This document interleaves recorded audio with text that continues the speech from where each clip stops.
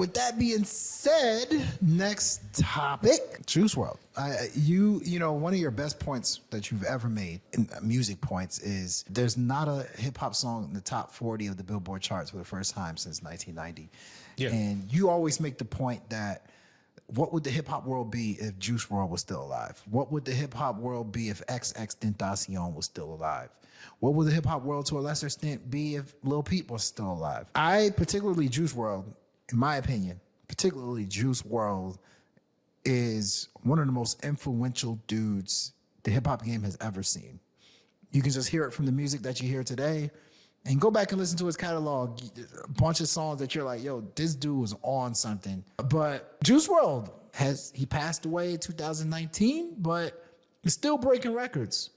So it was reported that Juice WRLD's Lucid Dreams from his Goodbye and Good Riddance album, which is a classic, by the way, is the first solo song, is the highest streamed solo song. So not the highest streamed hip hop song ever, the highest streamed solo. So it's just him on the song. I believe Rockstar is actually the highest streamed hip hop song ever. But, Okay. It was reported that Lucid Dreams is the highest streamed solo song in hip hop history. And Juice WRLD is no stranger to billion stream songs. On that same album, All Girls Are the Same. All the Girls Are the Same. That's a 2 That's billion my stream joint. song. Oh, that's my joint. Robbery is a billion stream song. Lean With Me from the same album is a billion stream song. Come and Go, Wishing Well, and Oof. Bandit. They've all passed a billion streams. Oof. So what does Lucid Dreams breaking this record mean to you? And are you surprised that this is the song from his catalog that's over a that broke this record? Great intro. Look, before I even get into my thoughts, I made a video on Juice WRLD. Y'all should go check it out. It's on my channel. I did a whole deep dive on why Juice WRLD is different and covered this Lucid Dream song as well. But man, no, I'm not surprised that this is his biggest song. I'm not, because the way Juice WRLD came onto the scene with Lucid Dreams to me was like something I've never seen. You know, it's funny. Remember there was a quote that Jay-Z had on Breakfast Club years ago. This is back when Jay-Z was doing interviews. And he was talking about how he was recounting and how he told, damn, I don't even remember. I think he was telling his Rockefeller people, like everybody at the label, he was like, yo, y'all better get your albums out now because 50 Cent is on the way. Yo, when 50 drop in the club, it's over. He said, yo, Cam, Beanie Siegel, get your album, drop the album, because once 50 drop in the club, it's a wrap. And it was for the game. Everyone had to give it up to 50. And I feel like, not to be hyperbolic and exaggerate, I feel like Lucid Dreams had a very similar impact in terms of the new age school of rap, right? We talking about ushering in and really popularizing this whole emo rap wave, the sad boy era. Not to say he was the first to do it, but to me, he was the most like notable name to move artists like the Trippie Redds and all the artists that came to follow. But so, yes, I think that's easily his most iconic song, but man, I'm actually just shocked to hear people still playing his Juice WRLD's music.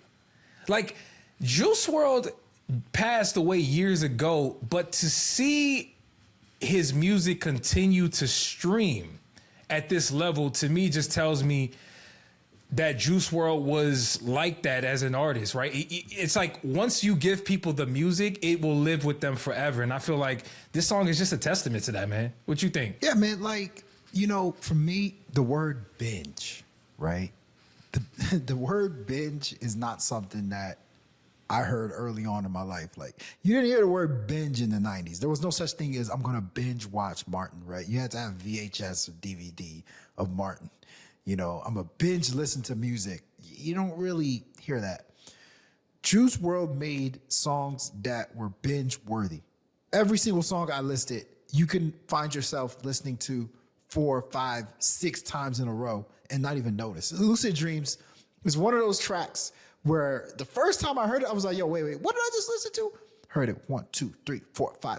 And that's one thing, you know, with the older generation, they all want to say 90s hip hop was the glamorous times. 2000s hip hop was great party music.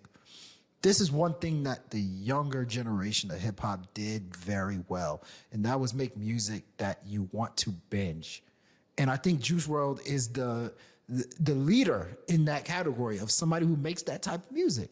Like Lucid Dreams, not only from a standpoint of just enjoying the song, but it's just like, I can't imagine being a high schooler or a teenager when that song came out and you went through a breakup, or you dating somebody and the relationship is wild. Like, I can't imagine listening to these songs like Lucid Dreams, All Girls Are the Same. Like, it was such binge-worthy music. And so his legacy is carried on. I think Juice WRLD is an iconic rapper. You were the one that brought it up, I believe, first. You said, when you talk about the Biggies and the Tupacs of the world, actually it was G Herbo, right? G Herbo's the one who said, talk about the Biggies and the Tupacs of the world. You throw Juice WRLD in there, and I'm like, initially I was like, man, that's wild.